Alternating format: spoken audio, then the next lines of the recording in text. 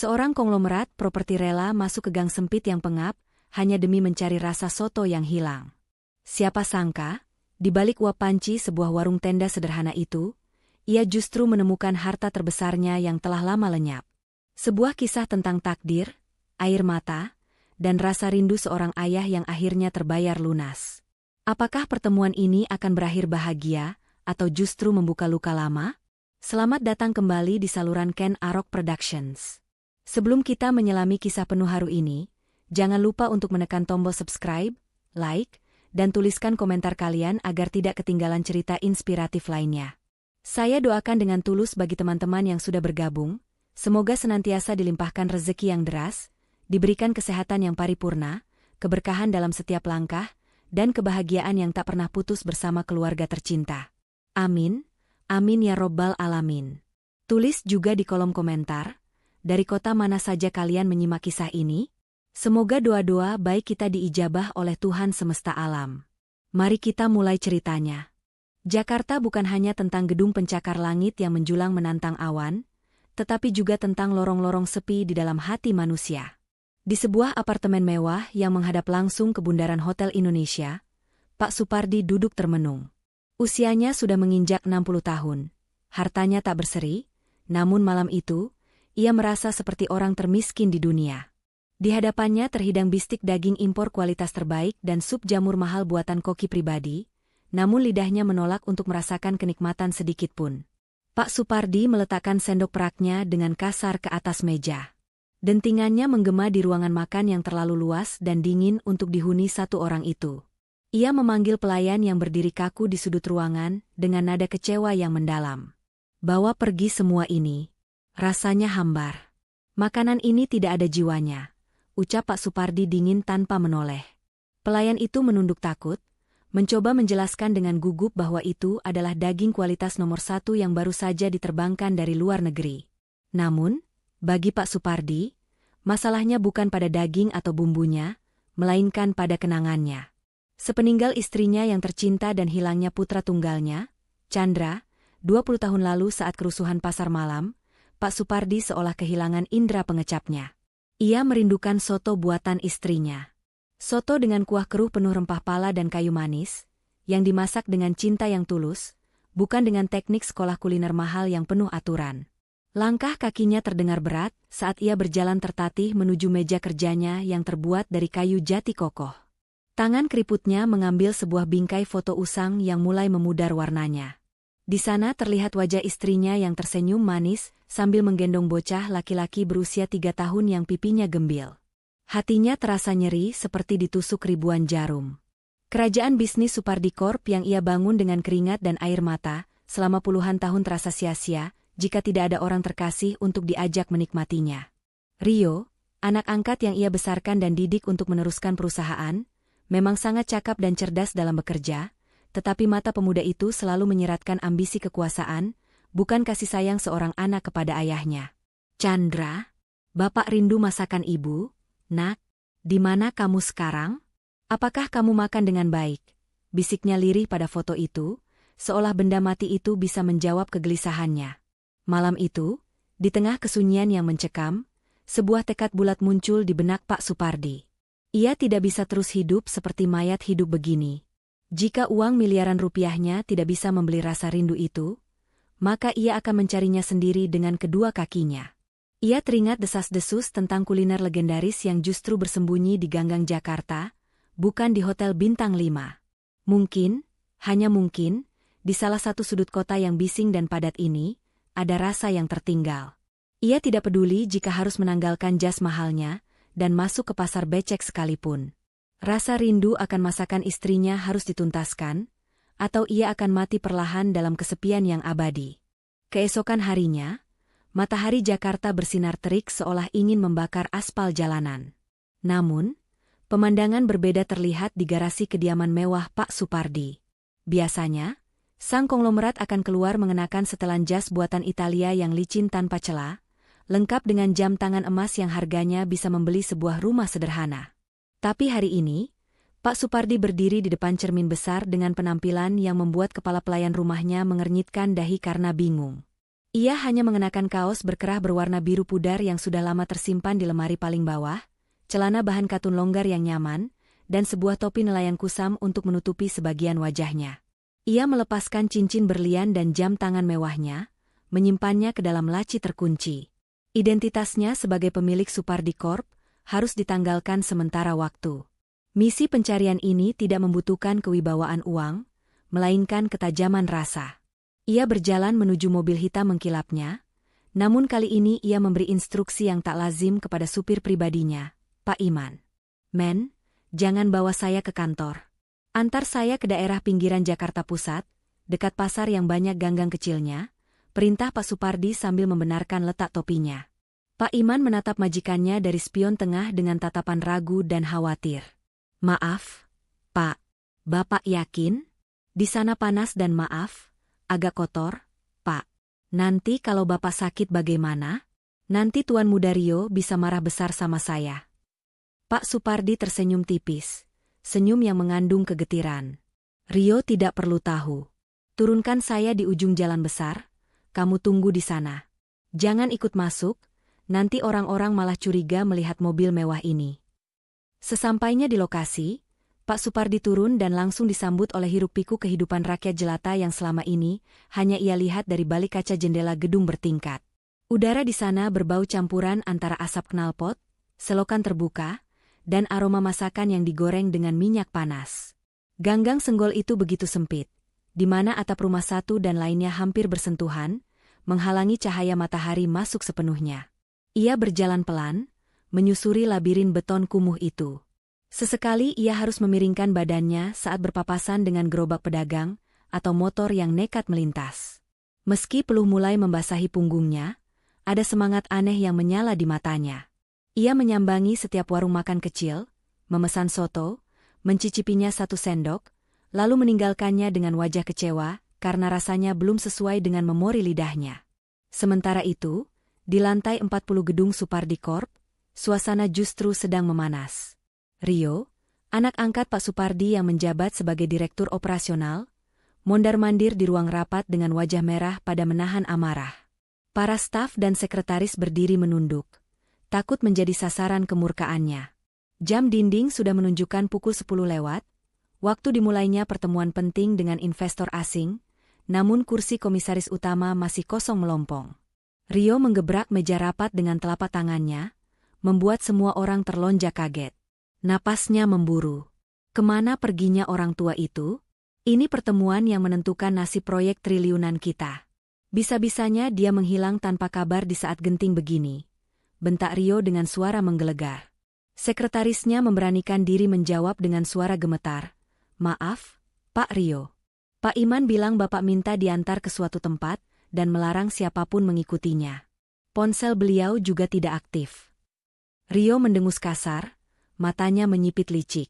Dalam hatinya, ia tidak peduli dengan keselamatan ayah angkatnya.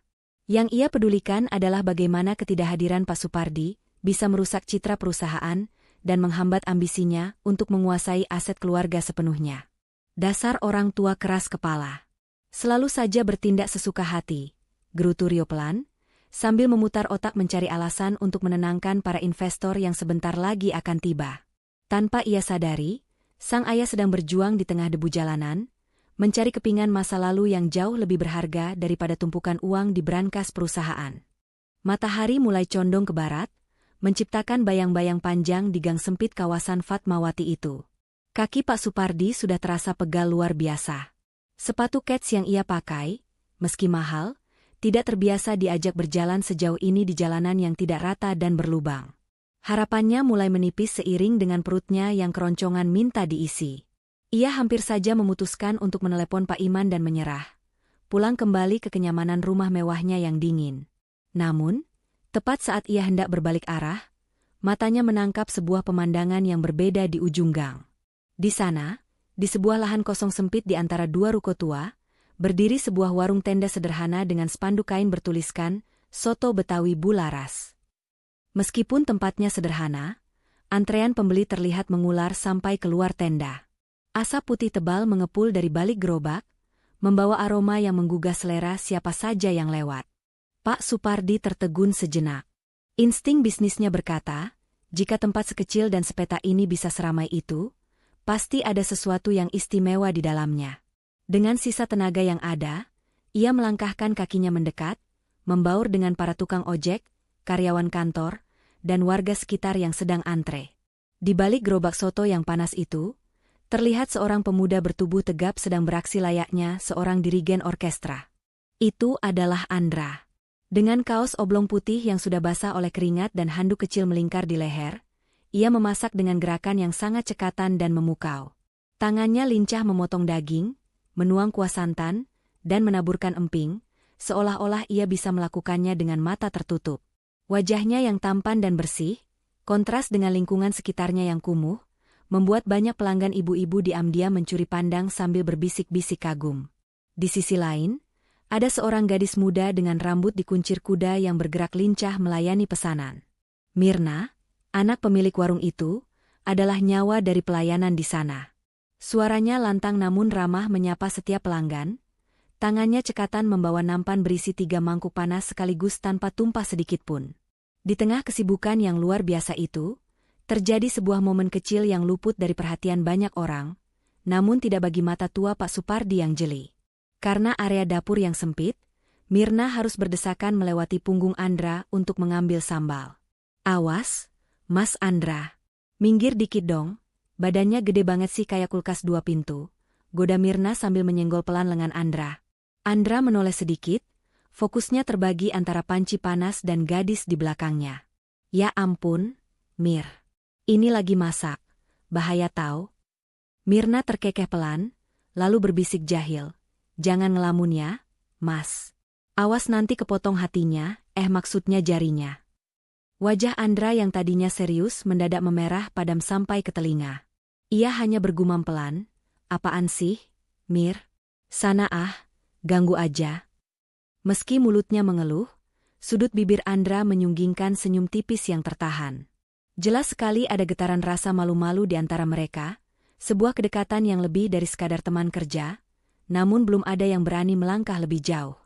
Pemandangan interaksi yang hangat dan manusiawi ini membuat hati Pak Supardi berdesir. Sudah lama sekali ia tidak melihat ketulusan seperti itu di dunia bisnisnya yang penuh kepalsuan.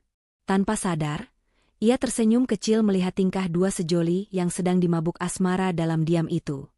Angin sore yang berdebu tiba-tiba membawa serta kepulan uap putih dari panci besar di dapur warung itu, tepat ke arah Pak Supardi berdiri. Saat aroma itu menyentuh indera penciumannya, dunia di sekeliling sang konglomerat seakan berhenti berputar. Suara klakson kendaraan yang bising dan teriakan pedagang asongan mendadak senyap di telinganya. Yang terdengar hanyalah detak jantungnya sendiri yang memburu kencang. Dek, dek, dek. Aroma itu bukan sekadar bau sedap masakan biasa. Ada jejak wangi rempah yang sangat spesifik dan tak lazim digunakan dalam resep soto pada umumnya. Dominasi aroma biji pala yang kuat berpadu dengan sentuhan manis kayu manis yang samar namun memikat. Kombinasi unik inilah yang selama 20 tahun terakhir mati-matian ia cari di ratusan restoran mewah hingga pelosok kampung, namun tak pernah ia temukan. Itu adalah racikan rahasia mendiang istrinya. Kaki Pak Supardi gemetar. Lututnya terasa lemas, seolah tulang-tulangnya melunak seketika. Mungkinkah di tempat sesederhana ini, di bawah terpal plastik yang agak bolong dan beralaskan tanah berdebu, ia menemukan jejak masa lalunya yang hilang? Keraguan sempat menyergap benaknya, takut ini hanya halusinasi orang tua yang terlalu rindu. Namun, hidungnya tak mungkin berbohong. Aroma itu begitu nyata, begitu menusuk kalbu, memanggil-manggil kenangan tentang makan malam hangat bersama keluarga kecilnya yang dulu utuh. Dengan langkah ragu namun didorong rasa penasaran yang meledak-ledak, Pak Supardi memaksakan diri masuk ke dalam tenda. Suasana di dalam begitu padat dan gerah. Ia harus menyingkirkan sedikit gengsinya, duduk terjepit di pojok ruangan, di atas bangku plastik bakso yang warnanya sudah memudar, menghadap meja kayu yang sedikit goyang. Di sekelilingnya, orang-orang makan dengan lahap, menyeruput kuah soto dengan nikmat tanpa mempedulikan siapa pria tua bertopi lusuh yang baru saja duduk di dekat mereka. Belum sempat ia mengatur napasnya yang tersengal karena emosi, sesosok gadis ceria dengan celemek merah sudah berdiri di samping mejanya. Itu Mirna. Dengan gerakan cepat, ia mengelap meja di depan Pak Supardi sambil tersenyum lebar. senyuman yang menular dan menghangatkan suasana. "Selamat sore, Bapak." "Wah, baru pertama kali ya kesini? Kok kayaknya tegang banget?" "Pak, tenang aja, soto di sini nggak gigit kok. Paling cuma bikin ketagihan," sapa Mirna dengan nada bercanda yang sopan. Pak Supardi terkesiap, lalu menatap gadis itu. Ia mencoba menyembunyikan getaran di suaranya. Iya, Neng. Saya mau pesan sotonya satu." "Siap. Mau yang biasa atau yang spesial, Pak?" tanya Mirna antusias sambil menyiapkan kertas pesanan. "Yang paling enak menurut kamu?" jawab Pak Supardi lirih. Mirna mengangguk mantap sambil mengacungkan jempolnya. "Oke. Satu soto daging spesial komplit pakai cinta. Ditunggu ya, Pak, biar makannya semangat dan masalah hidup langsung lewat." Gadis itu pun berlalu dengan lincah menuju dapur, meninggalkan Pak Supardi yang kini duduk terpaku, menatap punggung Andra yang sedang sibuk mengaduk kuah di kejauhan. Jantungnya berdebar menanti mangkuk itu datang, menanti pembuktian apakah ini nyata atau sekadar mimpi di siang bolong. Tak lama menunggu, Mirna kembali dengan nampan di tangan. Sebuah mangkuk porselen putih dengan motif ayam jago mendarat mulus di atas meja kayu yang sedikit goyang di hadapan Pak Supardi. Uap panas mengepul liar, membawa aroma surgawi yang semakin kuat menyergap hidung. Tampilan soto itu begitu menggoda. Kuah santan kekuningan yang krimi, potongan daging sapi yang melimpah ruah, irisan tomat segar, taburan daun bawang, dan tak lupa kerupuk emping serta bawang goreng yang menari-nari di atasnya. Tampilannya memang sederhana. Namun bagi Pak Supardi, mangkuk ini menyimpan sebuah jawaban besar atas pencariannya selama ini. Tangan kanan Pak Supardi yang biasanya mantap dan tegas saat menandatangani kontrak bisnis bernilai miliaran rupiah, kini gemetar hebat saat meraih sendok bebek stainless di samping mangkuk. Ia menelan ludah, tenggorokannya terasa kering seakan pasir gurun tersangkut di sana. Perlahan namun pasti, ia menyendok kuah kental itu, meniupnya sedikit untuk menghalau panas, lalu membiarkannya mengalir masuk ke dalam mulut. Zlerp. Detik itu juga, waktu seakan berhenti berputar bagi Pak Supardi. Matanya yang tua membelalak lebar. Rasa itu, rasa gurih santan yang pas dan tidak membuat eneg, berpadu harmonis dengan sentuhan hangat biji, pala serta sedikit rasa manis tersembunyi dari kayu manis. Ini bukan sekadar mirip. Ini identik. 100% sama persis. Ini adalah rasa yang selalu ia rindukan setiap kali ia pulang kerja larut malam 20 tahun yang lalu. Rasa kasih sayang almarhumah istrinya yang tertuang dalam masakan. Tanpa bisa ditahan, benteng pertahanan dirinya runtuh seketika. Air mata hangat menetes deras dari sudut matanya, jatuh membasahi pipi keriputnya, bahkan ada yang menetes masuk kembali ke dalam mangkuk soto. Ia menangis tanpa suara, bahunya berguncang menahan isak tangis pilu yang selama ini tertahan di dada. Mirna yang kebetulan lewat membawa es teh manis untuk meja sebelah, kaget setengah mati melihat pelanggan barunya menangis terseduh-seduh hanya setelah satu suapan. Wajah gadis itu pucat pasi karena panik. Loh? Bapak kenapa nangis? Pak? Ya ampun. Seru Mirna dengan suara yang agak melengking saking kagetnya, membuat beberapa pelanggan lain menoleh penasaran. Sotonya kenapa? Pak? Keasinannya? Atau lidah Bapak kegigit? Mas Andra? Gawat. Mas, sini cepetan. Mendengar teriakan panik Mirna, Andra langsung bergegas keluar dari balik gerobak, masih memegang sendok sayur besar di tangannya. Wajahnya penuh kekhawatiran. Ia segera menghampiri meja Pak Supardi, menunduk sopan dengan rasa bersalah yang besar, mengira ia telah melakukan kesalahan fatal dalam meracik bumbu. Maaf, Pak, ada apa dengan masakan saya? Apa rasanya tidak enak atau ada yang salah? Maafkan saya, Pak. Tolong jangan menangis. Biar saya ganti dengan mangkuk yang baru sekarang juga. Bapak tidak usah bayar, ucap Andra dengan nada tulus dan rendah hati, tangannya sudah bersiap hendak mengambil mangkuk itu. Namun, Pak Supardi mengangkat tangannya perlahan, menahan gerakan Andra. Ia menyeka air matanya dengan punggung tangan, lalu mendongak menatap lekat-lekat wajah pemuda di hadapannya itu. Saat mata mereka bertemu, ada kehangatan aneh yang menjalar di hati sang konglomerat. Di balik mata pemuda sederhana yang penuh keringat itu, ia merasakan getaran batin yang sangat kuat, seolah alam semesta sedang berbisik bahwa pencariannya telah usai. Sejak hari itu, Ada rutinitas baru yang mewarnai senja Pak Supardi. Bukan rapat direksi di ruangan ber-AC atau bermain golf di lapangan hijau eksklusif, melainkan duduk diam di pojok warung tenda Bularas. Sang konglomerat menjelma menjadi pelanggan paling setia. Setiap sore menjelang maghrib, sosoknya yang bersahaja dengan topi nelayan andalannya selalu muncul, memesan satu mangkuk soto yang seringkali tidak habis dimakan. Tujuannya bukan lagi sekadar memuaskan perut, melainkan memuaskan rasa ingin tahunya yang kian membuncah. Ia sedang melakukan investigasi senyap, sebuah pengamatan mendalam yang tak bisa dilakukan oleh detektif bayaran manapun. Dari balik kacamata bacanya yang ia gunakan untuk menyamar, mata tua Pak Supardi tak pernah lepas menelisik setiap gerak-gerik Andra.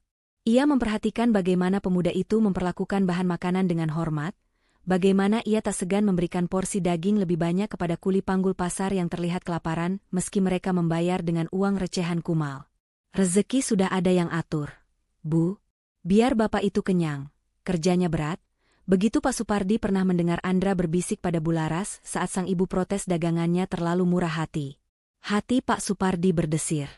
Kebaikan hati itu, ketulusan tanpa pamrih itu, persis seperti sifat mendiang istrinya. Di tengah pengamatannya yang serius, terselip momen-momen menggelitik yang membuat Pak Supardi tersenyum simpul. Sore itu, warung sedang ramai-ramainya. Seorang ibu pelanggan yang membawa anak kecil memperhatikan kekompakan Andra dan Mirna. Saat itu, Mirna sedang cekatan membungkus nasi sementara Andra menuang kuah. Gerakan mereka begitu selaras seolah tanpa perlu kata-kata. Mas, Mbak, seneng ya lihatnya. Suami istri kerjanya kompak banget. Pantesan usahanya laris manis. Udah nikah berapa lama, Mas? Celetuk ibu itu polos sambil menerima kembalian. Pertanyaan sederhana itu bagaikan petir di siang bolong bagi kedua muda-mudi itu. Andra yang sedang memegang sendok sayur nyaris menjatuhkannya, sementara wajah Mirna langsung merah padam seperti kepiting rebus. Keduanya panik bersamaan, melambaikan tangan dengan gerakan patah-patah yang kaku. Bukan, Bu. Astaga, bukan? Sanggah Mirna cepat, suaranya naik satu oktav karena gugup. Kita ini, cuma temen kerja kok. Bu, beneran deh. Andra pun ikut menyahut dengan tergagap, sambil menggaruk kepalanya yang tidak gatal. Iya, Bu. Belum maksudnya, bukan suami istri. Saya cuma tukang masak, dia bos galaknya. Ih, Mas Andra, kok bos galak sih? Protes Mirna sambil mencubit kecil lengan Andra. Ibu pelanggan itu hanya tertawa melihat tingkah mereka yang salah tingkah parah. Pak Supardi yang menyaksikan adegan, salah tingkah, itu dari pojok ruangan tak kuasa menahan senyumnya. Ia melihat betapa Andra, meski malu-malu, diam-diam melirik Mirna dengan tatapan lembut saat gadis itu membuang muka. Ada cinta yang tumbuh subur di sana, namun tertahan oleh rasa gengsi dan kepolosan. Pemandangan manis ini semakin meyakinkan Pak Supardi. Andra bukan hanya mewarisi resep ibunya, tapi juga mewarisi darah Supardi yang setia, meski agak kaku dalam urusan asmara. Pemuda ini adalah permata yang tersembunyi di lumpur, dan Pak Supardi berjanji dalam hati akan menjaganya, apapun yang terjadi. Di balik senyum tulus yang selalu Andra berikan kepada setiap pelanggan, tersimpan sebuah lembaran kelam yang tak pernah ia ceritakan kepada siapapun, bahkan kepada Mirna sekalipun. Takdir pemuda itu sebenarnya telah berbelok tajam 20 tahun yang lalu. Saat itu, Andra bukanlah Andra, melainkan Chandra Supardi, bocah kecil berusia 3 tahun yang hidup bergelimang kasih sayang sebagai putra tunggal pewaris Supardi Corp. Malam itu seharusnya menjadi malam yang indah. Sebuah kunjungan keluarga ke pasar malam besar di kawasan Ancol untuk merayakan ulang tahun perusahaan. Namun, kebahagiaan itu hancur dalam sekejap mata. Kerusuhan mendadak pecah akibat pertikaian antar geng preman setempat. Lautan manusia yang panik berlarian tak tentu arah, saling dorong dan injak. Di tengah kekacauan itulah, genggaman tangan kecil Chandra terlepas dari ibunya. Momen fatal itu dimanfaatkan oleh komplotan penculik yang memang sudah mengincar keluarga kaya. Mereka menyekap Chandra di tengah kerumunan. Namun, sirene polisi yang meraung-raung mengepung lokasi membuat para penculik itu ciut nyali. Dalam kepanikan karena takut tertangkap basah membawa anak curian, mereka melakukan tindakan nekat. Tubuh mungil Chandra dilemparkan begitu saja ke dalam bak terbuka sebuah truk pengangkut sayur yang sedang melaju keluar dari area parkir menuju pasar induk di pinggiran Jakarta. Malam itu, Chandra kecil terguncang-guncang di antara tumpukan kol dan wortel. Menangis hingga suaranya habis, kedinginan diterpa angin malam yang jahat. Saat ditemukan oleh kuli pasar keesokan harinya, tubuhnya menggigil hebat. Ia terserang demam tinggi selama berhari-hari, panas yang begitu menyengat hingga membakar sebagian memori di otak kecilnya. Ketika sadar, ia lupa siapa orang tuanya, lupa dari mana asalnya. Saat ditanya siapa namanya, bibir pucatnya hanya mampu mengucap terbata-bata, "Endra, Endra." Sejak saat itulah, pengurus panti asuhan Kasih Bunda yang menampungnya memanggilnya dengan nama Andra. Tahun demi tahun berlalu di panti asuhan, Andra tumbuh menjadi anak yang berbeda. Sementara teman-temannya sibuk bermain bola, Andra lebih suka diam di dapur panti, menghirup aroma bumbu. Ada satu hal yang tidak hilang dari ingatannya, rasa. Lidahnya memiliki memori purba tentang sebuah masakan yang hangat dan penuh cinta, rasa yang tidak bisa ia jelaskan dengan kata-kata tapi selalu hadir dalam mimpinya. Ia mulai belajar memasak secara otodidak, merantau dari satu restoran ke restoran lain, menjadi tukang cuci piring hingga asisten dapur, hanya demi satu tujuan, menciptakan kembali rasa misterius itu. Hingga akhirnya, takdir membawanya bertemu Bularas yang baik hati, memberinya kesempatan memegang wajan, dan tanpa sadar, resep soto kenangan itu lahir dari tangan dinginnya, menjadi jembatan tak kasat mata yang kini menghubungkannya kembali dengan sang ayah. Sementara kehangatan perlahan mulai menyelimuti hati Pak Supardi di warung kecil itu, awan hitam justru sedang menggumpal di tempat lain.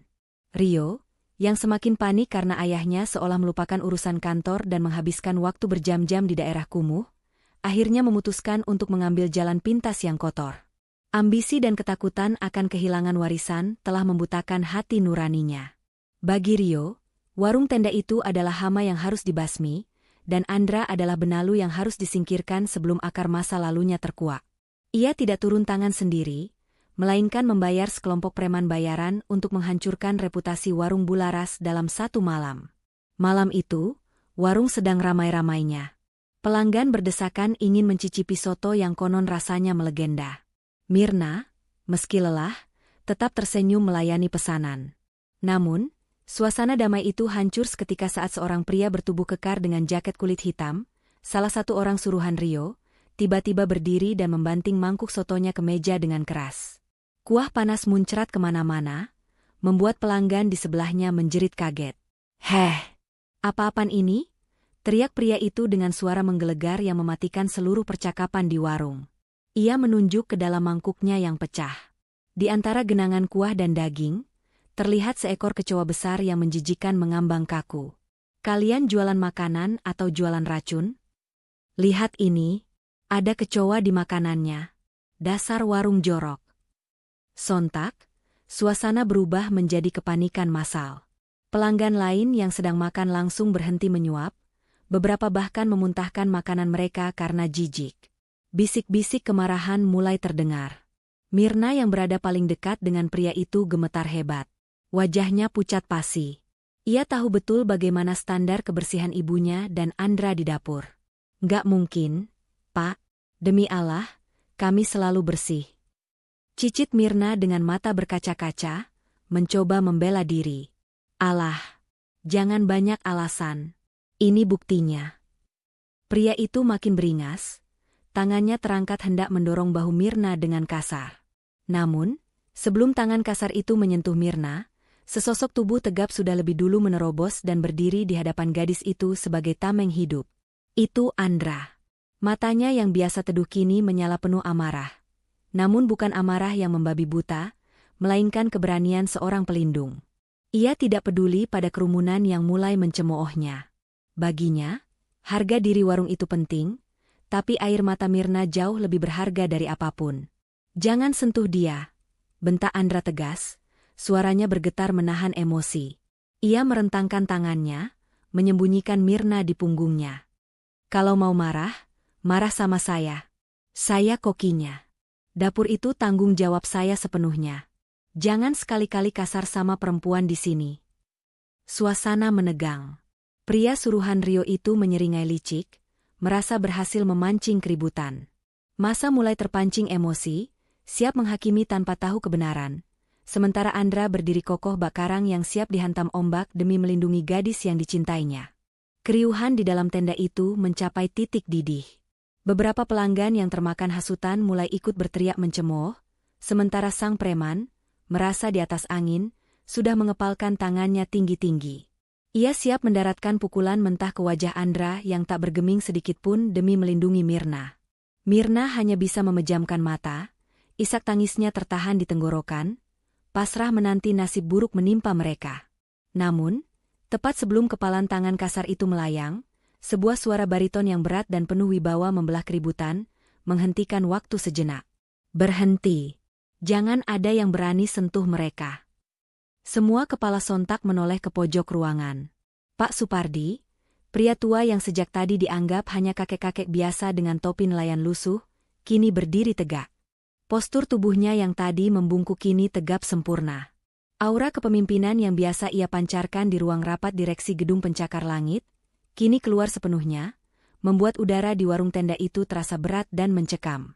Ia berjalan perlahan membelah kerumunan.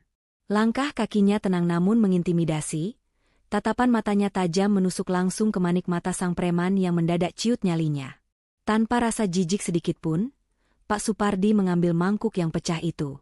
Ia menjepit bangkai kecoa tersebut dengan tisu, lalu mengangkatnya tinggi-tinggi agar semua orang bisa melihatnya di bawah cahaya lampu neon warung. Kalian semua punya akal sehat, bukan? Lihat baik-baik.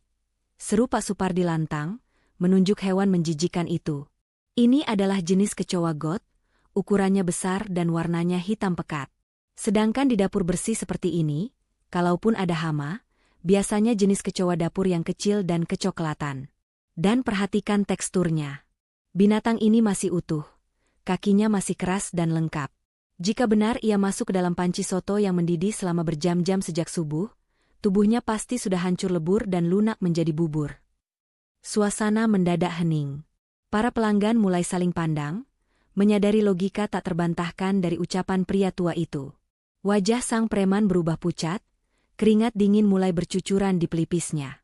Argumennya patah seketika di hadapan analisis tajam sang konglomerat. Pak Supardi tidak berhenti di situ. Ia mengeluarkan ponsel mahalnya dari saku celana, sebuah benda yang terlihat sangat kontras dengan pakaiannya yang sederhana. Dengan nada dingin yang menusuk tulang, ia menatap preman itu. Saya sudah memfoto wajah kamu dan plat nomor motor kamu di depan. Pengacara pribadi saya dan kepolisian sektor setempat sedang meluncur ke sini. Jika kamu tidak pergi dalam hitungan 10 detik, saya pastikan kamu akan membusuk di penjara dengan pasal pencemaran nama baik, perusakan properti, dan percobaan penganiayaan. Mau coba nasib? Ancaman itu bukan gertakan sambal. Sang preman tahu ia berhadapan dengan orang besar yang sedang menyamar. Kakinya gemetar. Tanpa babe ibu lagi, ia langsung menyenggol orang-orang yang menghalanginya dan lari terbirit-birit keluar tenda, memacu motornya kabur menembus kegelapan malam. Warung itu pun kembali tenang. Pelanggan yang tadi marah kini menunduk malu, beberapa bahkan meminta maaf pada Mirna. Andra menghela napas panjang, tubuhnya merosot lemas karena lega. Ia menatap Pak Supardi dengan pandangan takjub bercampur bingung. Siapa sebenarnya bapak tua misterius ini? Mengapa wibawanya melebihi jenderal polisi sekalipun? Kerumunan perlahan membubarkan diri. Malam semakin larut, menyisakan kesunyian yang ganjil di warung tenda itu setelah badai keributan tadi berlalu. Pelanggan terakhir sudah pulang, meninggalkan Andra dan Mirna yang kini sibuk membersihkan sisa-sisa kekacauan. Lantai tanah yang becek oleh kuah soto dan pecahan beling harus segera dibereskan. Andra, dengan napas yang masih tersengal sisa emosi tadi, mengambil sapu dan kain pel. Keringat bercucuran deras di pelipisnya, membuat kaos putihnya basah kuyup dan menempel di kulit. Pak Supardi belum beranjak. Ia duduk kembali di bangku plastiknya, seolah tenaganya terkuras habis setelah ledakan amarah tadi. Ia memperhatikan Andra yang bekerja tanpa mengeluh. Pemuda itu tidak meratapi nasib atau memaki preman tadi, ia justru sibuk memastikan Mirna baik-baik saja. Kamu duduk aja, Mir. Biar aku yang bersin belingnya. Tangan kamu gemeteran gitu. Nanti malah luka, ucap Andra lembut sambil menggiring Mirna duduk di kursi jauh dari pecahan kaca. Setelah memastikan Mirna aman, Andra berjalan menuju keran air di sudut tenda untuk membasuh tangan dan lengannya yang lengket terkena kuah soto saat insiden tadi. Karena merasa gerah dan risih, Andra menyingsingkan lengan baju sebelah kanannya tinggi-tinggi, hingga melewati bahu. Di bawah sorotan lampu neon warung yang temaram namun cukup terang itu, sebuah rahasia ilahi tersingkap. Mata Pak Supardi yang sedari tadi lekat memperhatikan, tiba-tiba membelalak lebar. Jantungnya seakan berhenti berdetak sedetik. Di sana, tepat di lengan atas bagian luar Andra, terlukis sebuah tanda lahir alami berwarna coklat tua. Bentuknya sangat khas dan tidak mungkin ada duanya. Sebuah lengkungan sempurna menyerupai bulan sabit. Pak Supardi hafal betul tanda itu. 23 tahun yang lalu, ia sendiri yang mengazani bayi merah bernama Chandra, mencium aroma tubuhnya, dan mengelus tanda lahir bulan sabit yang sama persis di lengan mungilnya. Itu bukan sekadar tanda kulit. Itu adalah stempel Tuhan yang menandakan darah dagingnya. Ya Allah! Desis Pak Supardi nyaris tak terdengar. Tangannya mencengkeram pinggiran meja kayu dengan sangat kuat hingga buku-buku jarinya memutih, menahan tubuhnya agar tidak ambruk saking syoknya. Dunia seakan berputar di sekelilingnya. Keraguan sekecil apapun yang tersisa di hatinya kini lenyap tak berbekas. Aroma masakan itu, wajah yang mirip, kebaikan hati yang sama dengan istrinya, dan kini tanda lahir itu. Semuanya adalah bukti mutlak. Pemuda lusuh yang sedang mencuci tangan di depannya itu adalah Chandra Supardi, putra mahkota kerajaannya yang hilang, anak yang ia tangisi setiap malam dalam sujud panjangnya. Ingin rasanya Pak Supardi berlari, memeluk kaki anaknya, dan berteriak, "Ini Papa, Nak." Namun, akal sehatnya menahan dorongan emosional itu. Ia melihat Andra yang masih polos, tidak tahu apa-apa tentang masa lalunya. Jika ia mengaku sekarang secara tiba-tiba, Andra pasti akan ketakutan dan mengiranya orang gila. Pak Supardi menarik napas panjang yang gemetar, menyeka sudut matanya yang basah dengan cepat sebelum Andra berbalik. Ia harus menyusun rencana. Ia harus mendekati anaknya dengan cara yang benar, bukan dengan histeria yang mengejutkan. Malam itu, Pak Supardi pulang dengan hati yang penuh bunga sekaligus api tekad yang membara. Ia akan melakukan apa saja untuk membawa putranya pulang, meski nyawa taruhannya. Matahari baru saja tergelincir ke arah barat, namun Pak Supardi sudah kembali menapakkan kakinya di warung tenda Bularas. Kali ini, ia datang dengan aura yang sedikit berbeda. Meski masih mengenakan pakaian sederhananya, sorot matanya memancarkan ketegasan seorang pebisnis ulung yang sedang menyusun strategi besar. Ia tidak langsung memesan soto, melainkan meminta izin untuk berbicara serius dengan Bularas, Andra, dan Mirna di satu meja bundar yang kosong. Suasana menjadi canggung. Bularas meremas ujung daster batiknya dengan gugup, takut kalau bapak tua ini mau menagih ganti rugi atas keributan semalam, meski sebenarnya bapak inilah penolong mereka. Namun, dugaan mereka salah besar. Pak Supardi meletakkan kedua tangannya di atas meja, menatap mereka satu persatu dengan senyum kebapakan yang hangat. Bularas, Nak Andra, Neng Mirna, buka Pak Supardi dengan suara tenang. Saya melihat potensi yang luar biasa di warung ini. Rasa soto kalian bukan rasa kaki 5, tapi bintang 5. Sayang sekali kalau bakat sahabat ini harus terganggu oleh preman atau kehujanan karena tenda yang bocor. Ia mengambil jeda sejenak, membiarkan kalimatnya meresap. Saya berniat menanamkan modal. Saya ingin menjadi investor untuk merenovasi warung ini. Kita perbaiki atapnya, kita ganti meja kursinya biar nyaman, dan kita pasang lampu yang terang. Jangan khawatir soal pembagian hasil, saya cuma orang tua yang ingin melihat anak-anak muda berbakat seperti kalian maju. Andra dan Mirna saling berpandangan, bingung sekaligus tak percaya. Bularas hampir saja menolak karena takut berhutang budi, namun tatapan tulus Pak Supardi meluluhkan keraguannya. Nah, sekarang pertanyaannya, lanjut Pak Supardi sambil mengeluarkan buku catatan kecil dari saku kemejanya, kalian berdua mau konsep warung yang baru nanti seperti apa? Apa mau gaya modern, atau tetap tradisional? Andra, yang dasarnya memang kaku dan tidak paham soal desain, langsung menjawab spontan sambil menggaruk tengkuknya yang tidak gatal. Waduh, kalau saya MAH terserah Mirna saja. Pak, dia kan perempuan, seleranya pasti lebih bagus. Kalau saya yang milih nanti malah kayak bengkel motor. Mirna langsung melotot jenaka ke arah Andra, pipinya bersemu merah jambu. Ih, enak aja main lempar tanggung jawab. Kan kamu kokinya, Mas. Masa aku yang nentuin?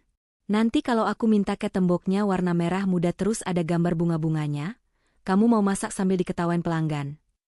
Ya nggak apa-apa, Mir, jawab Andra polos namun dengan nada yang sungguh-sungguh, asal kamu betah duduk di kasir seharian, mau digambar kartun juga saya ikhlas.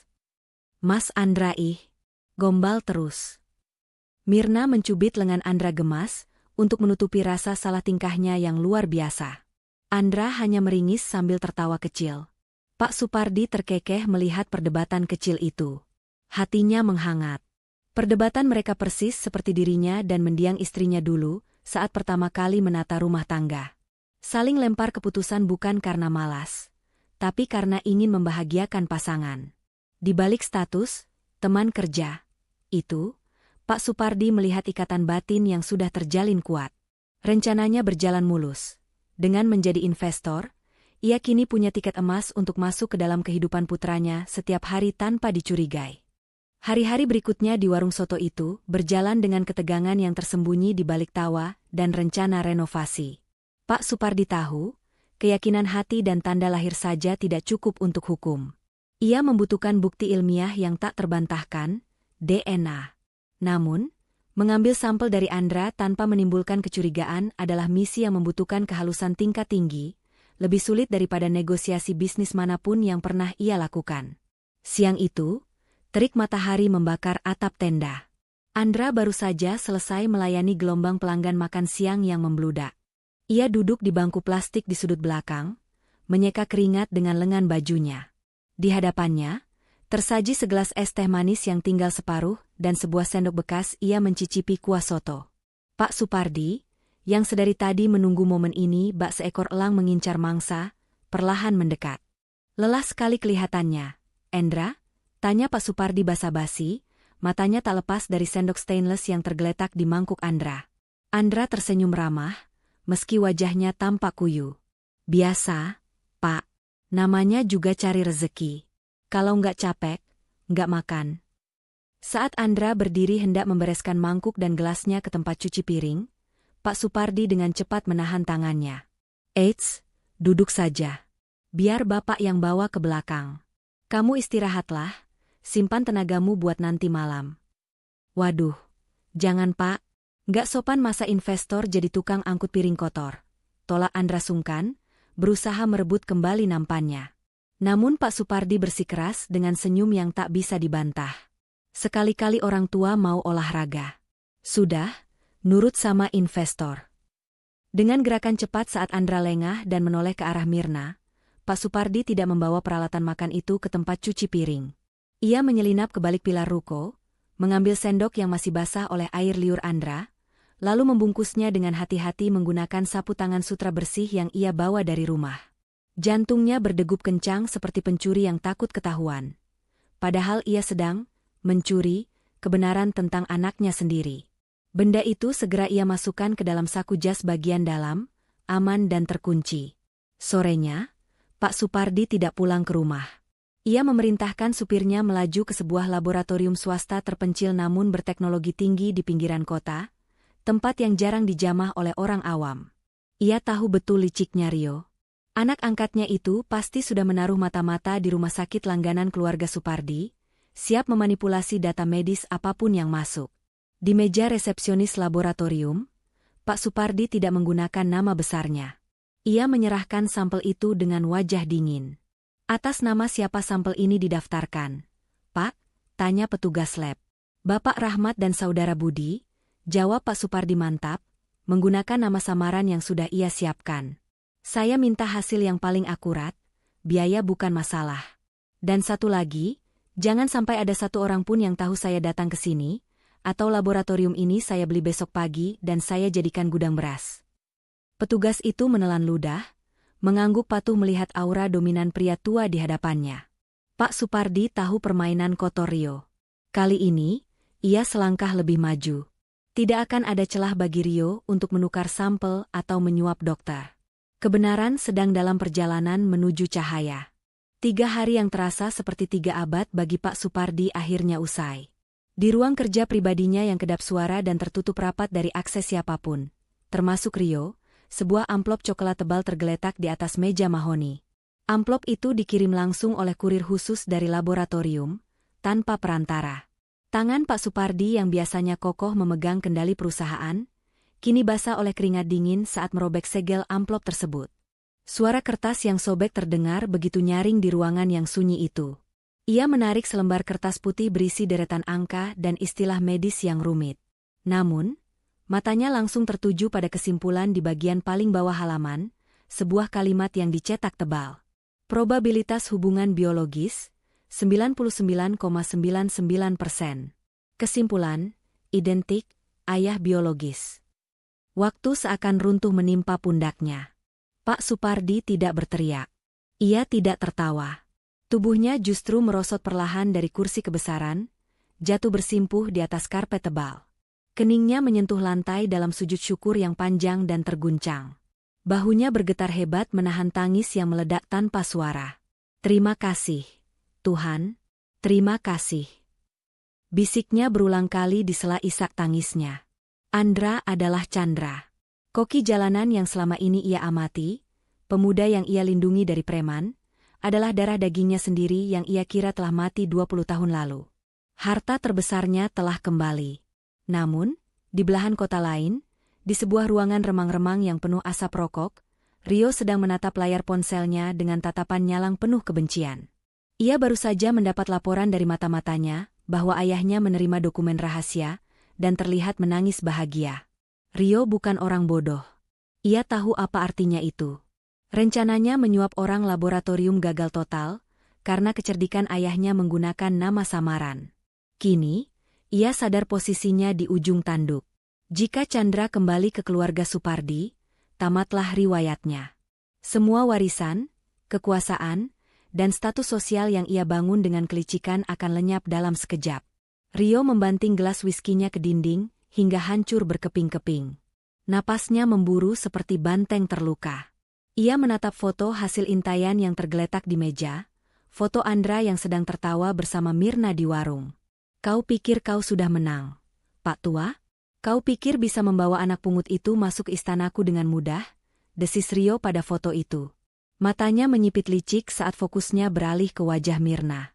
Ia melihat bagaimana tatapan Andra kepada gadis itu. Tatapan penuh cinta, tatapan seorang pelindung. Rio menyeringai kejam. Ia menemukan titik lemah Andra.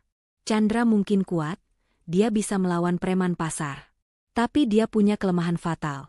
Gumam Rio sambil menunjuk wajah Mirna dengan ujung rokoknya yang menyala. Gadis ini, gadis kampung ini adalah kuncinya. Jika aku tidak bisa menyingkirkan Chandra secara langsung, aku akan menggunakan umpan yang akan memaksanya datang ke kandang macan untuk menyerahkan nyawanya sendiri. Malam itu, instruksi mematikan turun. Bukan lagi sekadar teror tikus atau kecoa, melainkan sebuah operasi penculikan. Rio tidak peduli lagi jika tangannya harus berlumuran darah, asalkan tahta Supardi Corp tetap menjadi miliknya. Langit Jakarta masih gelap gulita, azan subuh baru saja berkumandang sayup-sayup dari kejauhan. Udara pagi yang dingin menusuk tulang bercampur dengan aroma amis ikan dan sayuran basah di pasar induk. Mirna, dengan semangat yang tak pernah padam, sudah berada di sana sejak pukul 4 pagi. Rutinitas belanja ini adalah napas bagi warung mereka.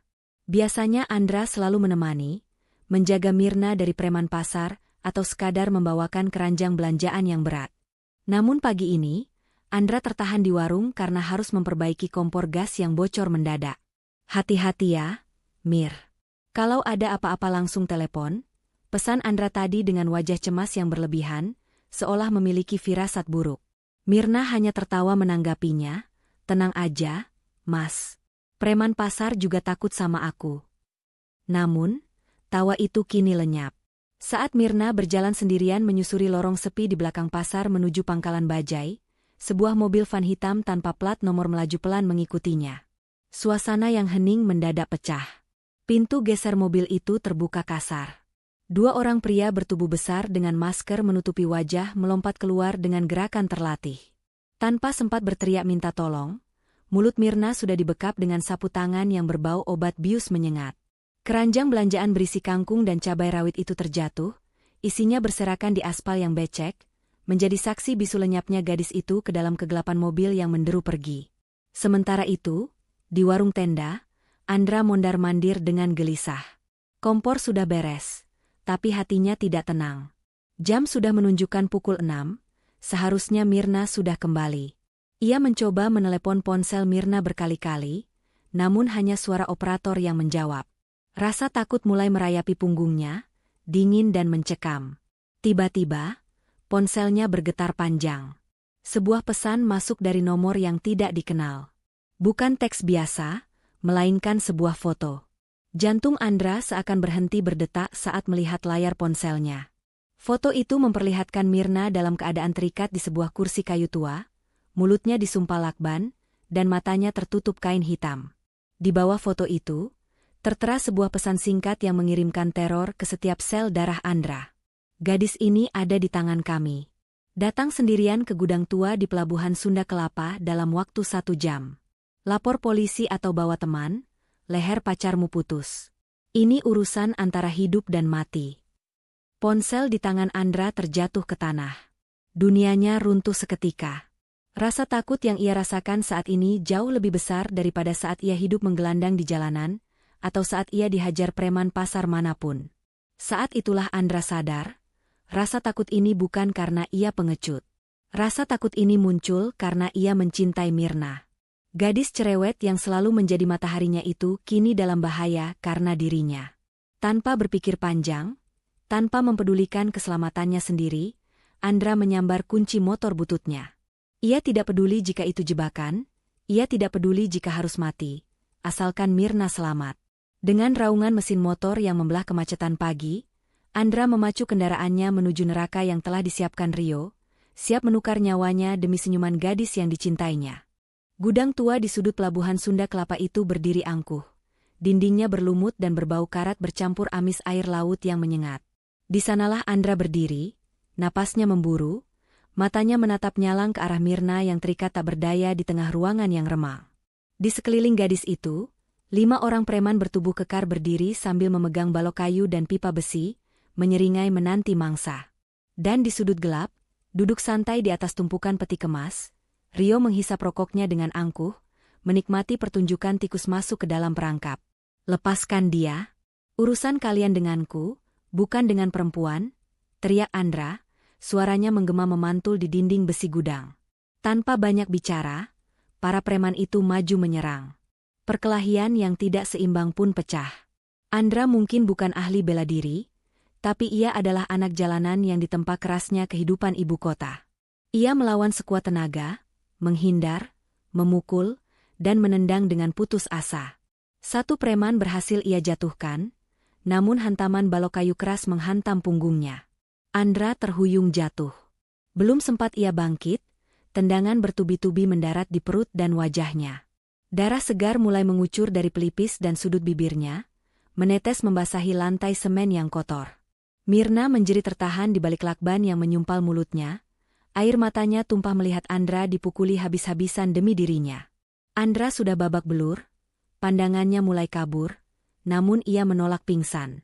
Setiap kali ia jatuh, bayangan wajah Mirna memaksanya untuk bangkit lagi. Jangan sentuh. Mirna. Racuannya lirih di sela batuk darah. Rio tertawa mengejek, turun dari peti kemas sambil bertepuk tangan pelan. Ia mencabut sebuah belati lipat dari sakunya, berjalan mendekati Andra yang sudah setengah sadar. Cinta monyet yang mengharukan. Sayang sekali, dongeng pahlawanmu berakhir di sini, Mas Koki, desis Rio kejam, siap menghujamkan belati itu. Namun, sebelum mata pisau itu menyentuh kulit Andra, pintu gudang didobrak paksa dengan dentuman keras yang memekakan telinga. Sergap. Jangan bergerak. Puluhan polisi berseragam lengkap dengan senjata laras panjang menyerbu masuk, diikuti oleh tim keamanan pribadi bersetelan hitam. Rio terbelalak kaget, belati di tangannya terlepas. Di barisan paling depan, Pak Supardi melangkah masuk dengan wajah merah pada menahan amarah yang meledak-ledak.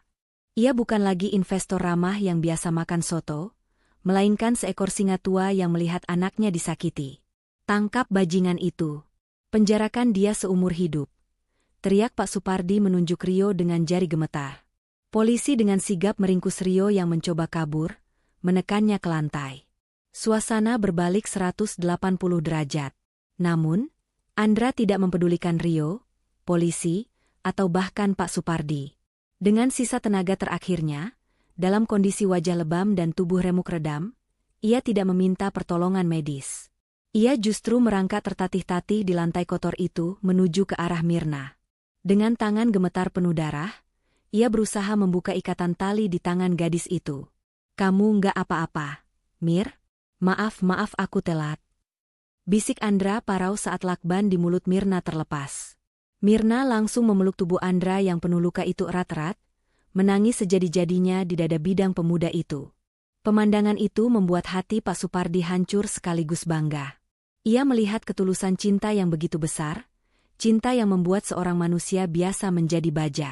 Pak Supardi berlutut di samping mereka, merangkul pundak Andra dengan lembut, air matanya tak terbendung lagi melihat kondisi putra kandungnya.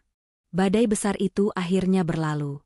Rio kini mendekam di balik jeruji besi, mempertanggungjawabkan segala kejahatannya, sementara langit Jakarta kembali cerah menaungi keluarga yang baru saja bersatu kembali. Di sebuah ruang rawat inap VIP yang tenang, jauh dari hiruk-pikuk pasar, sebuah pengakuan yang tertunda selama 20 tahun akhirnya terucap. Pak Supardi, dengan mata sembab dan suara bergetar, menyerahkan hasil tes DNA itu kepada Andra. Tidak ada drama penolakan atau teriakan histeris. Andra, yang kini tahu nama aslinya adalah Chandra, hanya menatap ayahnya dengan mata berkaca-kaca, lalu memeluk pria tua itu erat-erat. Rasa nyaman yang selama ini ia rasakan setiap kali Pak Supardi hadir di warung, ternyata adalah ikatan darah yang tak bisa dibohongi. Namun, Andra menolak tawaran ayahnya untuk tinggal di penthouse mewah dan memimpin perusahaan. Ia punya satu syarat. Ia ingin membangun kembali warung soto Bularas yang sempat porak-poranda, namun kali ini dengan sentuhan tangan ayahnya. Pak Supardi setuju dengan semangat 45. Jadilah pada minggu pagi yang cerah itu, pemandangan unik terjadi di lahan bekas warung tenda mereka. Tidak ada kontraktor bertopi proyek atau arsitek mahal. Yang ada hanyalah Pak Supardi, sang konglomerat properti, yang kini tampil beda. Ia menggulung lengan kemeja putih mahalnya, siap bekerja kasar. "Bapak yakin mau bantu ngupas bawang merah? Ini pedih loh, Pak, lebih pedih daripada saham anjlok," goda Andra sambil menyerahkan sebakul bawang. Ia masih tertatih karena luka-lukanya belum pulih total, tapi senyumnya merekah lebar. "Jangan remehkan Bapak, Endra. Dulu waktu muda, sebelum sukses, Bapak juga pernah jadi kuli panggul," jawab Pak Supardi jumawa. Namun, baru 5 menit berlalu, mata Pak Supardi sudah merah dan berair. Tangannya kaku memegang pisau dapur kecil. Suasana semakin riuh penuh tawa ketika Mirna datang membawa logistik. Ia iseng memakaikan sebuah celemek masak kepada Pak Supardi agar kemejanya tidak kotor. Masalahnya, satu-satunya celemek yang tersisa adalah celemek cadangan milik Mirna yang berwarna merah muda mencolok dengan gambar karakter kucing lucu Hello Kitty besar di tengahnya. "Ya ampun, Pak Supardi glowing banget," seru Mirna sambil tertawa terpingkal-pingkal sampai memegangi perutnya. "Ini kalau masuk majalah bisnis, pasti saham Bapak langsung naik karena investor gemas." Pak Supardi awalnya canggung, melihat bayangannya sendiri di kaca jendela ruko. Namun, melihat tawa lepas Andra dan Mirna, tawa yang sudah lama hilang dari hidupnya, ia justru berpose jenaka ala model majalah sambil memegang spatula. "Biarin saja. Ini namanya fashion statement seorang ayah yang sayang anak," celetuk Pak Supardi santai. Hari itu, mereka bertiga, dibantu Bularas, mengecat dinding, menata meja, dan memasang papan nama baru. Bukan dengan uang miliaran, tapi dengan keringat dan canda tawa. Warung itu kini bukan lagi sekadar tempat mencari nafkah, melainkan monumen penyatuan kembali keluarga yang sempat terpisah. Di sela-sela kegiatan mengecat tembok, Pak Supardi sesekali mencuri pandang ke arah Andra yang sedang mengajari Mirna mencampur warna cat. Hatinya membuncah bangga. Ia mungkin kehilangan masa kecil Chandra, tapi ia bersumpah tidak akan melewatkan satu detik pun masa depan putranya mulai hari ini. Hari peresmian warung baru yang kini bernama Soto Warisan, itu menjadi fenomena yang mengguncang jagat kuliner Jakarta. Berkat tangan dingin Pak Supardi yang mengerahkan seluruh jaringan koneksinya, jalanan sempit di depan warung itu mendadak macet total. Pemandangan yang sangat kontras namun indah terlihat di area parkir. Mobil-mobil mewah sekelas Alphard dan sedan Eropa berjejer rapi bersanding dengan puluhan sepeda motor bebek dan gerobak pedagang kaki lima. Tidak ada sekat sosial hari itu. Para pejabat berdasi, selebriti ibu kota, hingga tetangga sekitar duduk di bangku kayu yang sama, menanti giliran mencicipi soto yang sedang menjadi buah bibir. Namun, ledakan pengunjung yang sesungguhnya terjadi bukan karena renovasi tempatnya, melainkan karena sebuah unggahan di media sosial pribadi Pak Supardi. Sang konglomerat mengunggah foto dirinya sedang merangkul Andra yang masih mengenakan apron kotor, dengan keterangan foto yang singkat namun menggetarkan hati. Dunia mungkin mengenal saya sebagai pengusaha properti, tapi prestasi terbesar saya bukanlah gedung pencakar langit. Prestasi terbesar saya adalah menemukan kembali putra saya yang hilang, Chandra Supardi, yang kini memilih melayani kalian lewat semangkuk soto penuh cinta ini. Unggahan itu meledak viral dalam hitungan jam. Netizen menangis haru, stasiun televisi berebut meliput.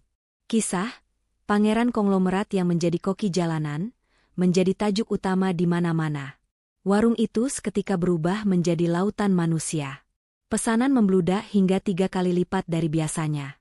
Di tengah sorotan kamera wartawan dan kilatan lampu blitz yang menyilaukan, Andra justru memilih menarik diri dari panggung popularitas. Ia tidak sibuk meladeni wawancara atau bersuah foto demi konten.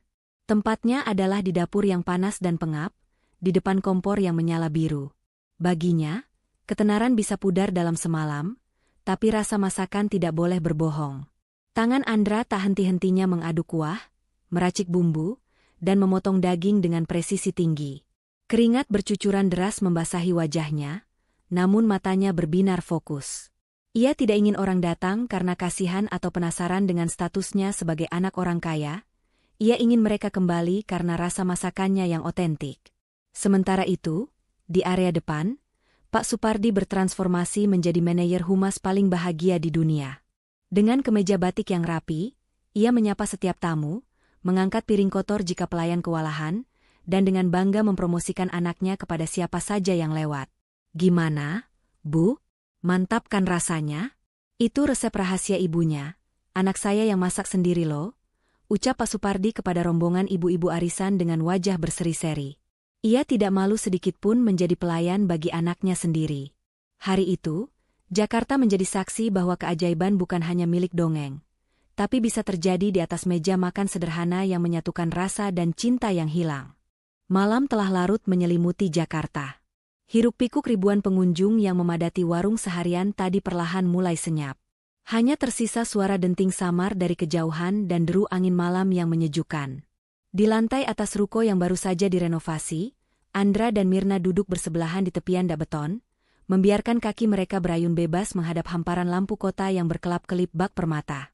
Di tangan mereka, tergenggam segelas es jeruk yang es batunya sudah lama mencair, tanda bahwa mereka sudah duduk di sana cukup lama tanpa banyak bicara. Mirna memecah keheningan dengan tawa kecil yang terdengar agak dipaksakan. Ia melirik Andra dari sudut matanya, menatap profil wajah pemuda itu yang kini terlihat berbeda di bawah sorotan lampu kota, bukan lagi sekadar Andra Siatim Piatu, melainkan Chandra Supardi, pewaris tunggal imperium bisnis raksasa. Ada rasa minder yang tiba-tiba menyusup ke hati kecil gadis itu. Yang sekarang jadi anak sultan, ledek Mirna sambil menyenggol bahu Andra pelan, berusaha menutupi kegugupannya dengan candaan. Beda ya auranya. Nanti lama-lama lupa deh sama gadis warung yang bau bawang kayak aku. Pasti nanti jodohnya artis sinetron atau model majalah yang kulitnya bening. Andra tersedak minumannya mendengar ucapan itu. Ia menoleh cepat, menatap Mirna dengan tatapan tajam namun teduh. Wajahnya yang biasa tenang kini terlihat sedikit panik. Takut Mirna salah paham akan perasaannya. Ngomong apa sih kamu, Mir? Sanggah Andra cepat. Ia meletakkan gelasnya di lantai. Mau namaku Chandra, mau bapakku presiden sekalipun, aku tetap Andra yang cuma bisa masak soto. Lagian, aku nggak butuh model majalah. Terus butuhnya apa? Pancing Mirna, jantungnya berdegup kencang menanti jawaban. Andra terdiam sejenak, menggaruk tengkuknya yang tidak gatal, kebiasaan lamanya saat sedang salah tingkah. Ia menatap lekat ke dalam mata Mirna. Aku butuhnya asisten yang galak, yang suka ngomelin aku kalau lupa masukin garam, yang suaranya cempreng tapi bikin kangen kalau nggak ada. Wajah Mirna seketika memerah padam, semerah tomat matang di dapur. Ia memukul pelan lengan Andra untuk menutupi rasa malunya yang membuncah. Ih, Mas Andra gombal. Dasar tukang soto buaya. Loh, kan bener. Andra terkekeh. Meski dalam hati ia merutuki dirinya sendiri, karena nyaris saja keceplosan bilang, sayang. Suasana di antara mereka menjadi canggung namun manis. Keduanya sama-sama tahu ada rasa yang lebih dari sekadar teman di sana. Ada keinginan untuk menggenggam tangan, namun tertahan oleh rasa gengsi dan takut merusak persahabatan yang sudah terjalin indah. Di bawah langit malam itu, tanpa kata cinta yang terucap, tatapan mata mereka sudah berbicara lebih jujur daripada ribuan puisi romantis manapun. Keesokan harinya, suasana berbeda terasa di ruang kerja pribadi Pak Supardi yang biasanya kaku dan dingin. Di atas meja kerja mahoni yang harganya selangit itu, kini tersaji sebuah rantang susun sederhana berisi menu makan siang buatan tangan Andra. Pak Supardi makan dengan lahap, sesekali menyeka sudut bibirnya dengan serbet, sementara Andra duduk di kursi seberangnya, memperhatikan dengan perasaan cemas bercampur senang. Ada kehangatan yang menjalar di ruangan itu, sebuah interaksi ayah dan anak yang terlambat 20 tahun namun terasa begitu pas. Setelah menghabiskan suapan terakhirnya, Pak Supardi bersandar puas di kursi kebesarannya. Ia menatap Andra lekat-lekat, senyum jahil mulai tersungging di wajah tuanya. Ia berdeham pelan, mengubah mode dari seorang ayah yang lapar menjadi seorang interrogator yang cerdik. Masakan kamu memang juara, Endra. Rasanya tidak pernah berubah, selalu bikin Bapak rindu rumah. Puji Pak Supardi tulus, sebelum nada bicaranya berubah menjadi sedikit menggoda. Tapi, Bapak perhatikan, rumah sebesar ini rasanya masih terlalu sepi kalau cuma diisi kita berdua dan para pelayan. Kayaknya butuh suara lain deh. Suara tangisan bayi, misalnya. Andra yang sedang menyeruput teh hangatnya sontak tersedak hebat. Wajahnya yang tenang mendadak merah padam, matanya membelalak kaget. Ia terbatuk-batuk kecil sambil menepuk dadanya sendiri, berusaha menetralkan rasa kagetnya. Bapak ngomong apa sih? Cucu? Nikah aja belum, Pak. Jawab Andra tergagap, berusaha mengelak dari tatapan menyelidik ayahnya. Pak Supardi terkekeh geli melihat reaksi putranya yang salah tingkah. Ia menegakkan posisi duduknya, mencondongkan tubuh ke depan dengan tatapan serius namun penuh kasih sayang. Justru itu Bapak tanya. Kamu sama Mirna itu mau main kode-kodean sampai kapan? Bapak sudah tua, Endra. Mata Bapak sudah rabun.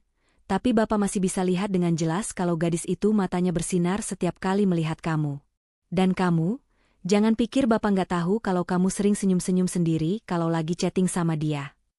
Andra menunduk dalam-dalam, memainkan ujung taplak meja dengan gugup. Sifat, kulkas 2 pintu, nyaruntuh di hadapan ayah kandungnya sendiri. Andra cuma takut. Pak. Akunya lirih.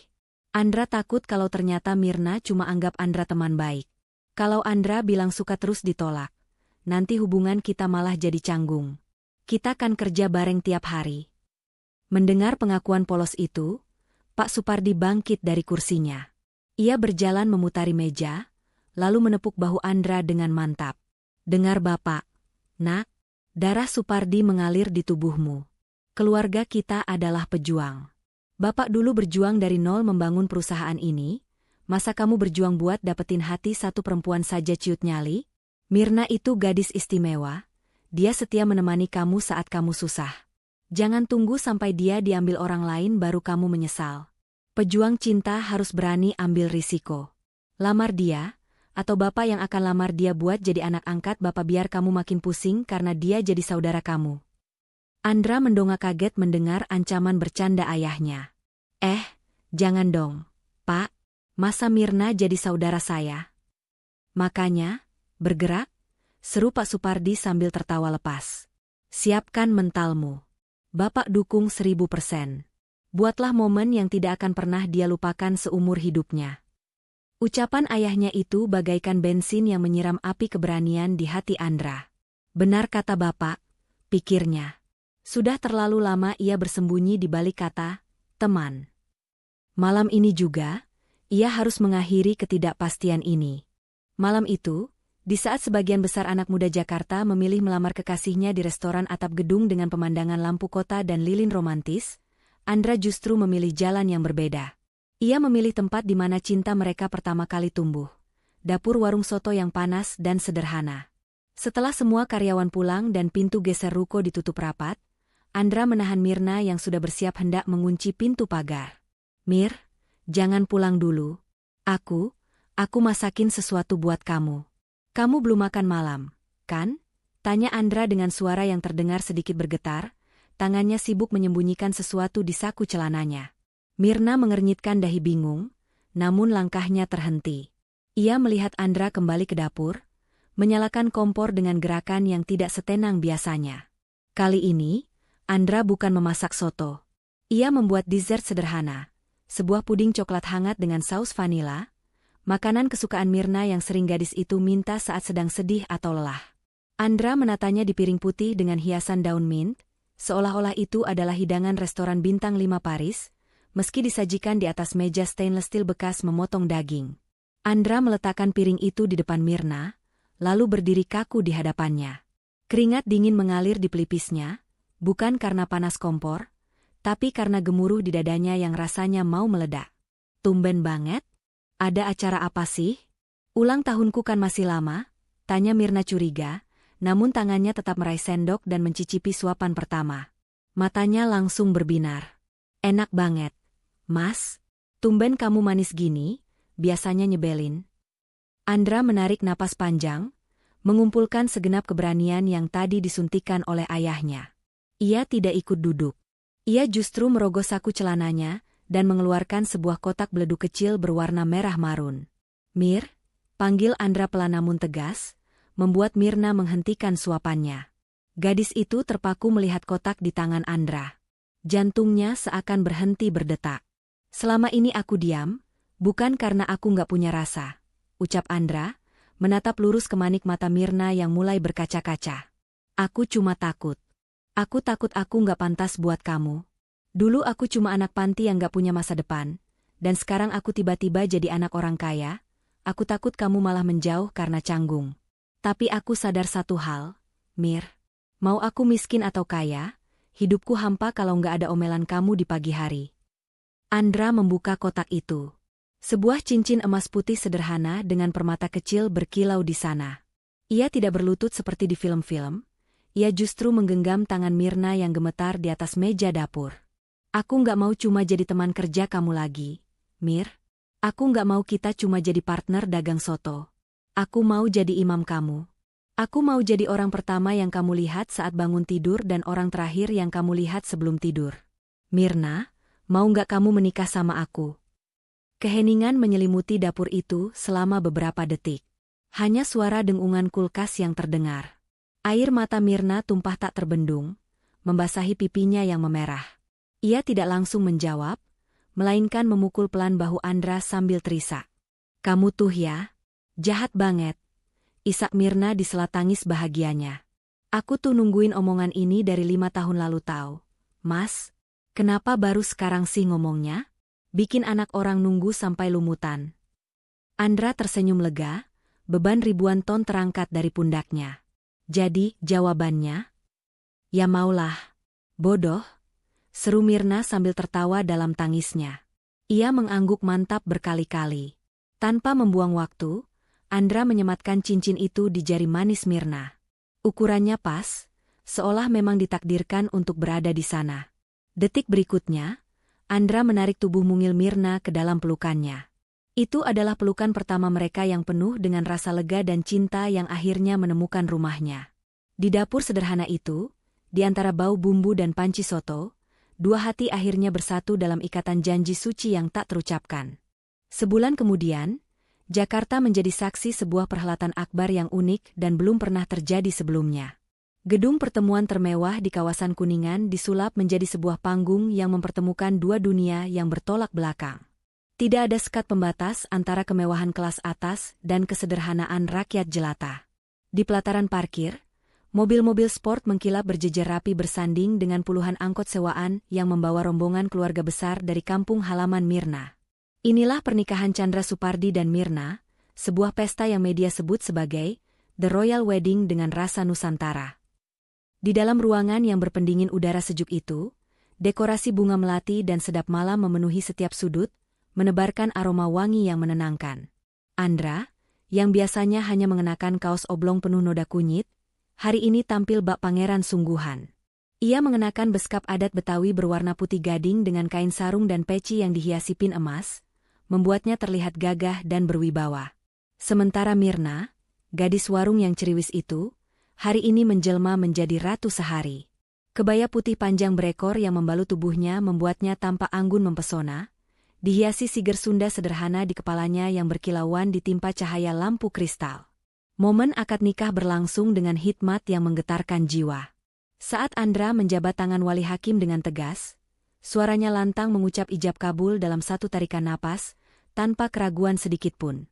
Kata, sah, yang diteriakkan serentak oleh para saksi menggema ke seluruh ruangan, disusul doa yang dipanjatkan dengan derayan air mata bahagia. Pak Supardi, sang konglomerat yang dikenal berhati baja di dunia bisnis, hari itu tak kuasa membendung tangisnya. Ia duduk berdampingan dengan Bularas di pelaminan orang tua. Pemandangan ini begitu menyentuh hati. Seorang miliarder dan seorang janda pemilik warung soto duduk sejajar, dipersatukan oleh cinta anak-anak mereka. Resepsi pernikahan pun digelar dengan meriah. Tradisi, palang pintu, khas Betawi menjadi pembuka yang mengundang gelak tawa. Jawara kampung dari pihak Mirna beradu pantun dan jurusilat pura-pura dengan pengawal bayaran Pak Supardi yang didandani pakaian adat. Tamu undangan yang terdiri dari rekan bisnis internasional Pak Supardi, tampak berbaur akrab dengan kuli panggul pasar dan pedagang sayur teman-teman Andra. Mereka makan di meja yang sama, menikmati hidangan bintang 5 dan tentunya, menu wajib, soto warisan, yang disajikan di pondokan khusus. Tidak ada kasta, tidak ada gengsi. Semua lebur dalam kebahagiaan. Di tengah hiruk-pikuk pesta, Pak Supardi naik ke atas panggung untuk memberikan sambutan. Dengan mikrofon di tangan dan suara yang bergetar menahan haru, ia menatap putranya dan menantunya dari kejauhan. Hari ini, saya bukan berdiri sebagai pemilik perusahaan, ucap Pak Supardi, suaranya terdengar ke seluruh penjuru ruangan yang mendadak hening. Saya berdiri sebagai seorang ayah yang paling beruntung di dunia. Saya pernah kehilangan harta saya yang paling berharga, anak saya, Chandra. Tapi Tuhan Maha Baik, Dia mengembalikannya bersama bonus yang luar biasa, seorang putri cantik bernama Mirna. Terima kasih sudah mengembalikan nyawa di rumah saya yang sepi. Kalian adalah bukti bahwa cinta dan doa bisa mengalahkan takdir seburuk apapun. Tepuk tangan gemuruh membahana, diiringi isak tangis haru dari para tamu undangan. Andra dan Mirna saling berpandangan di pelaminan, genggaman tangan mereka semakin erat. Ini bukan akhir dari perjuangan mereka, melainkan awal dari sebuah perjalanan panjang mengarungi bahtera rumah tangga yang sesungguhnya. Cahaya matahari pagi yang lembut menerobos masuk dengan sopan melalui celah gorden sutra tebal di sebuah kamar tidur utama yang luas. Suara dengungan halus dari pendingin ruangan terdengar begitu menenangkan, sangat kontras dengan suara kipas angin tua yang biasa menemani tidur Mirna di kamar kontrakan lamanya. Mirna mengerjapkan matanya perlahan, menyesuaikan pandangannya dengan langit-langit kamar yang tinggi dan dihiasi lampu kristal gantung. Kesadarannya belum pulih sepenuhnya. Tangan kanannya secara refleks meraba-raba sisi tempat tidur yang luas itu, mencari guling butut kesayangannya untuk dipeluk. Namun, alih-alih menemukan guling empuk, jari jemari Mirna justru menyentuh permukaan kasur yang kosong dan dingin. Matanya sontak terbuka lebar. Ia menoleh ke samping. Kosong. Rasa panik sesaat menyergapnya. Apakah pernikahan kemarin hanya mimpi? Namun, cincin emas putih yang melingkar indah di jari manisnya menjadi bukti nyata bahwa ia kini adalah Nyonya Chandra Supardi. Dengan langkah sempoyongan dan rambut yang masih mencuat ke sana kemari bak singa betina yang baru bangun tidur, Mirna menyeret kakinya keluar kamar. Hidungnya menangkap aroma yang sangat familiar, namun kali ini terasa lebih mewah. Aroma mentega cair, vanila, dan kopi segar yang baru digiling. Ia menuruni tangga marmer menuju dapur bersih di lantai bawah. Di sana, ia melihat pemandangan yang membuatnya ingin tertawa sekaligus merasa hatinya meleleh. Andra, sang pewaris tunggal konglomerasi properti, sedang berdiri di depan kompor induksi canggih. Ia mengenakan celana piyama batik santai dan, ini yang membuat Mirna gemas, Ia bertelanjang dada namun menutupi bagian depannya dengan apron masak miliknya dulu yang bergambar beruang lucu. Punggungnya yang tegap dan berotot bergerak lincah membalik pankek di udara. Mirna mengendap-endap mendekat. Lalu dengan manja melingkarkan kedua tangannya di pinggang Andra dari belakang, menyandarkan pipinya di punggung suaminya yang hangat dan kokoh. Masih ngantuk. Gumam Mirna dengan suara serak khas bangun tidur. Matanya masih terpejam menikmati kehangatan punggung suaminya. Kamu ngapain sih, Mas? Pagi-pagi udah heboh di dapur. Kita kan sekarang punya asisten rumah tangga dan koki pribadi dari Pak Supardi. Andra tersentak sedikit karena kaget. Namun sedetik kemudian ia tersenyum lebar. Ia mengecilkan api kompor, lalu memutar tubuhnya menghadap Mirna tanpa melepaskan pelukan istrinya. Tangan Andra yang sedikit berlumuran tepung terigu dengan jahil mencolek ujung hidung mancung Mirna. Koki pribadi boleh masak buat makan siang dan malam. Tapi khusus sarapan buat Nyonya Chandra, itu tugas eksklusif suami siaga. Lagian, aku nggak percaya sama koki lain. Takutnya nanti pankeknya nggak semanis senyum kamu, goda Andra sambil mengedipkan sebelah matanya. Wajah Mirna seketika memerah padam, kontras dengan noda tepung putih di hidungnya. Ia memukul pelan dada bidang Andra karena salah tingkah. Ih, Mas Andra, mulai deh gombalnya pagi-pagi. Terus jangan panggil Nyonya ah, geli dengarnya, berasa kayak ibu-ibu sosialita di sinetron. Loh, kan emang Nyonya rumah. Andra terkekeh, lalu menunduk untuk mengecup kening istrinya yang berantakan itu. Udah sana cuci muka dulu, Tuan Putri, nanti keburu gosong pankeknya. Nggak mau peluk bentar lagi, rengek Mirna yang mendadak manja, enggan melepaskan pelukannya. Jadilah pagi itu dapur mewah mereka menjadi saksi kekacauan manis pengantin baru. Mereka memasak sambil berpelukan, tertawa saat membalik telur yang hancur, dan saling suap-suapan dengan canggung namun penuh cinta. Sarapan pertama mereka mungkin bentuknya tidak sempurna, sedikit gosong di pinggirannya, tapi bagi Andra dan Mirna, rasa gosong itu adalah rasa paling nikmat di dunia, karena dibumbui dengan kebahagiaan yang meluap-luap. Waktu bergulir begitu cepat bagaikan roda pedati yang menuruni bukit. 1 tahun telah berlalu sejak drama pertemuan di warung tenda itu mengubah takdir banyak orang. Malam ini, ruang makan utama kediaman Supardi yang dulunya sunyi senyap bak kuburan mewah, kini telah berubah total. Lampu kristal yang menggantung megah di langit-langit seolah bersinar lebih terang, memantulkan kehangatan yang terpancar dari wajah-wajah penghuninya. Tidak ada lagi keheningan yang mencekam, yang ada hanyalah riuh rendah tawa dan denting sendok garpu yang beradu riang. Di ujung meja, Pak Supardi duduk bukan lagi sebagai raja yang kesepian, melainkan sebagai seorang kakek yang paling bahagia di dunia. Di pangkuannya, terlelap seorang bayi laki-laki mungil berusia 3 bulan, buah cinta pertama dari Andra dan Mirna. Tangan tua Pak Supardi yang keriput mengelus punggung cucunya dengan kelembutan yang luar biasa, seolah ia sedang memegang berlian yang paling rapuh dan berharga. Matanya tak henti-hentinya menatap wajah damai bayi itu, mencari-cari kemiripan dengan Chandra kecilnya dulu. Di sisi kanan dan kirinya, duduk Bularas, Andra, dan Mirna. Meja makan panjang itu kini penuh sesak dengan hidangan. Uniknya, di samping piring-piring porselen berisi bistik dan salmon, tersaji pula mangkuk besar berisi soto daging kuah santan dan piring berisi tempe goreng tepung yang masih hangat. Inilah simbol penyatuan dua dunia mereka. Bularas tampak asyik bercanda dengan Pak Supardi, membahas resep masakan, sementara Andra dan Mirna sesekali saling suap dengan tatapan mesra yang tak pernah pudar. Pak Supardi menarik napas panjang, menghirup aroma soto dan aroma bedak bayi yang bercampur menjadi wangi surga baginya. Ia menatap satu persatu wajah orang-orang yang dicintainya.